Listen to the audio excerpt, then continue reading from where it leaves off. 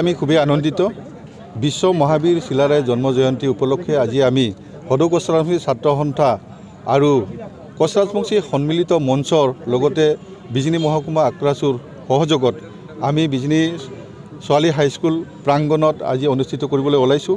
ইয়াত আমাৰ বিভিন্ন প্ৰান্তৰ পৰা জ্যেষ্ঠ ব্যক্তিসকলক আমি আমন্ত্ৰণ কৰিছোঁ, গুণীজ্ঞানী ব্যক্তিসকলক আমি ইয়াত আমন্ত্ৰণ কৰি আনিছোঁ। আজি আমাৰ এই প্ৰথম কাৰ্যসূচী আমাৰ ইতিমধ্যে হৈ গ'ল।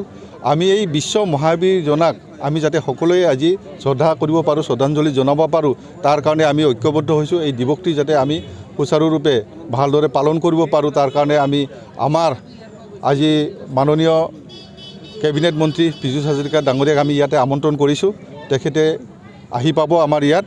আৰু লগতে আমি আমাৰ এই বিটিআৰৰ আমাৰ মাননীয় মুখ্য বিটিআৰ শ্ৰী প্ৰমোদ বড়ো ডাঙৰীয়া তেখেতকো আমি ইয়াত আমন্ত্ৰণ কৰিছোঁ। গতিকে আমি বিশিষ্ট ব্যক্তিসকলক আমি ইয়াত আমন্ত্ৰণ কৰিছোঁ। তেওঁলোকে আমাৰ নিশ্চয় ইয়াত আহিব বুলি কনচাৰ্ণ দিছে, আহিব। গতিকে ইয়াৰ লগে লগে আমি ক'ব বিচাৰিছোঁ যে আমি বিভিন্ন কাৰ্যসূচী আমাৰ চলি থাকিব। আমি আজি সঁচাই গৌৰৱান্বিত হৈছোঁ যে বিশ্ব মহাবীৰ শিলাৰায় যিজন আছিল, সেই শিলাৰায় আজি আপোনালোকে জানে বিশ্ব মহাবীৰ শিলাৰায় নৰনাৰায়ণ আজি তেওঁলোকে যিধৰণে আজি কমতাপুৰ ৰাজ্যৰ পৰা আজি আমাৰ জনগোষ্ঠীটোৰ লগতে বিভিন্ন জাতি জনগোষ্ঠীক ঐক্যবদ্ধভাৱে সেই কমতাপুৰত আশ্ৰয় দিছিল। কমতাপুৰবাসী হিচাপে সকলো জাতি জনগোষ্ঠীৰ মানুহে ঐক্যবদ্ধভাৱে বসবাস কৰিছিল, তেওঁৰে প্ৰজা আছিল। গতিকে আজি সেই নৰনাৰায়ণ শিলাৰায়ৰ যি আদৰ্শ আছিল, সেই আদৰ্শত আজি সঁচাকৈ আমি আপ্লুত যে আমাৰ বিভিন্ন জাতি জনগোষ্ঠীৰ মানুহে আজি গম পায় যে আজি অসমত শংকৰদেৱে যিধৰণে ভাষা কলা সংস্কৃতিৰ কাণ্ডাৰী, আজি ক'ব গ'লে শংকৰদেৱৰ লগত আজি নৰনাৰায়ণ শিলাৰায়ে যিধৰণে কমতাপুৰ ৰাজ্যত ধৰ্ম প্ৰচাৰ কৰিব সুবিধা দিছিল শিলাৰায় নৰনাৰায়ণ, আজি সঁচাকৈ আমি গৌৰৱান্বিত হৈছোঁ যে নৰনাৰায়ণ শিলাৰায়ে শংকৰদেৱৰ নিচিনা এজন মহান গুৰুক আমি তেওঁলোকে ধৰ্ম প্ৰচাৰ কৰাৰ কাৰণে কমতাপুৰ ৰাজ্যত আশ্ৰয় দিছিলে। সেইজনে আজি অসমত এই ভাষা কলা সংস্কৃতি অসমীয়া ভাষাৰ কাণ্ডাৰী। গতিকে আমি তেওঁকো আমি সদায় সোঁৱৰিছোঁ যে ধৰ্মগুৰুসকলক আমি সদায় মান্যতা দিব লাগিব, যিকোনো বীৰ বীৰাংগনাক আমি সদায় মান্যতা দিব লাগিব। গতিকে আজি সেই নৰনাৰায়ণ শিলাৰায় আদৰ্শত আজি অসমত বিভিন্ন ঠাইত শিলাৰ দৰে যিধৰণে ৰাজ্য জয় কৰিছিল, আজি সেই কথা সৰ্বজনবিদিত। আজি ভাৰত বুৰঞ্জীত নহয় বিভিন্ন আজি কিতাপত আজি দেখা পোৱা যায় যে বিশ্ব মহাবীৰৰ লগতে তিনিজন বীৰ আছিলে, যিজন বীৰ নেকি আজি শিলাৰ দৰে থপৰিয়াই আজি ৰাজ্য জয় কৰিছিল। আজি তেখেতৰ যি আদৰ্শ, তেখেতৰ আদৰ্শৰ নিদৰ্শন আমি সঁচাকৈ ক'বই নোৱাৰোঁ যে ইমান আদৰ্শ তেখেতৰ আছিল। আজি ভাৰতবৰ্ষৰ সকলো জাতি জনগোষ্ঠীকে ঐক্যবদ্ধভাৱে লৈ আহিছিল। গতিকে আজি আমি ক'ব বিচাৰোঁ যে আজি আমি সেই কমতাপুৰ ৰাজ্যৰে এজন প্ৰজা আছিলোঁ। আমি সেই প্ৰজা হিচাপে আজি আমি বিভিন্ন সমস্যাত জৰ্জৰিত যদিও আজি আমাৰ এই দিনটোত কিন্তু আমি আনন্দিত যে বিশ্ব মহাবীৰ শিলাৰায় জন্মদিনত আজি আমি ঐক্যবদ্ধ হৈ আমি একতাৰে এনাজৰীৰে আমি আগুৱাই যাব যাতে পাৰোঁ, তাৰ কাৰণে আমি বিশ্ব মহাবীৰ শিলাৰায়ৰ ওচৰত আমি আজি প্ৰণাম জনাইছোঁ, যাতে আমাৰ বিভিন্ন জাতি জনগোষ্ঠীক আগুৱাই লৈ যোৱাত বিভিন্ন জাতি জনগোষ্ঠীক যাতে সঁচাকৈ তেওঁৰ আশীৰ্বাদে আমাক যাতে আপ্লুত কৰি আগুৱাই লৈ যাব পাৰে, তাৰ কাৰণে আমি সদৌ কোচ ৰাজবংশী ছাত্ৰ সন্থাই সদায় তেওঁৰ ওচৰত আমি শৰণাগত। আমি আজি অসমৰ বিভিন্ন প্ৰান্তৰ পৰা অহা যিসকল মোৰ অতিথিবৃন্দ আহিছে, ইয়াত বিভিন্ন জ্ঞানী গুণী ব্যক্তিসকলক আমি আমন্ত্ৰণ কৰিছোঁ। সকলোকে সদৌ কোচ ৰাজবংশী ছাত্ৰ সন্থাৰ ফালৰ পৰা মই ধন্যবাদ জনাইছোঁ।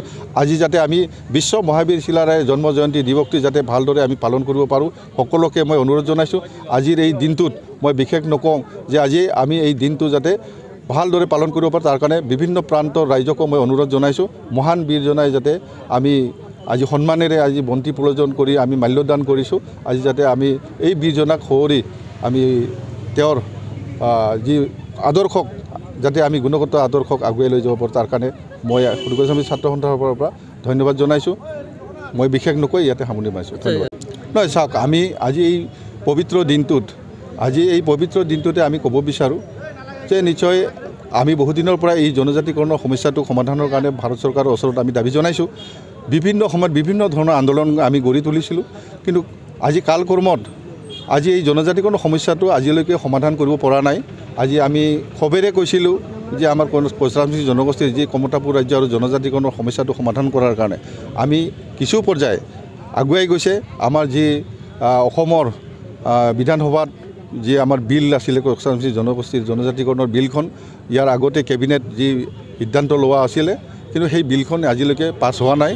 গতিকে মাননীয় মুখ্যমন্ত্ৰীৰ লগত আমাৰ যোৱা 5 তাৰিখে আমাৰ এখন বৈঠক হয় আমাৰ সংগঠন সন্মিলিত আক্ৰাছৰ লগতে সন্মিলিত মঞ্চৰ লগত আমি বিশিষ্ট ব্যক্তিসকলকো লৈ গৈছিলোঁ তাতে বিশেষভাৱে আলোচনা হৈছিল জনজাতিকৰণ সমস্যাটো সমাধানৰ কাৰণে তেওঁলোকে এইবাৰ কেবিনেটত উত্থাপন কৰি কেবিনেটত পাছ কৰাৰ কাৰণে তেওঁলোকে ইতিমধ্যে আমাক কিছু কথা অৱগত কৰিছে গতিকে আমি ক'ব বিচাৰোঁ যে জনজাতিকৰণৰ সমস্যাটোৰ লগতে আৰু বিভিন্ন সমস্যা আছে এই সমস্যাবিলাক সমাধানৰ কাৰণে তেওঁলোকে আমাক কিছু প্ৰতিশ্ৰুতি দিছে গতিকে আজি মাননীয় কেবিনেট মন্ত্ৰী পীযুষ হাজৰিকা ডাঙৰীয়া আমাৰ এই সভাত আহিব নিশ্চয় আমি তেখেতক আমি এই কথাষাৰৰ লগতে বিভিন্ন আমাৰ দাবীসমূহ সম্পৰ্কে তেওঁলোকে যিখিনি ক'ব বিচাৰিছিল আজি এই মঞ্চত আহি আমাৰ সকলো ৰাইজৰ আগত অৱগত কৰিব যে কোচ ৰাজবংশীৰ বিভিন্ন সমস্যা আছিল যি সমস্যা কোচ ৰাজবংশী জনগোষ্ঠীৰ কমতাপুৰৰ লগতে জনজাতিকৰণ মূল জনজাতিকৰণৰ কাৰণে আমি বিভিন্ন সময়ত বিভিন্ন ধৰণে দাবী আমি আন্দোলন কৰি আহিছোঁ গতিকে এই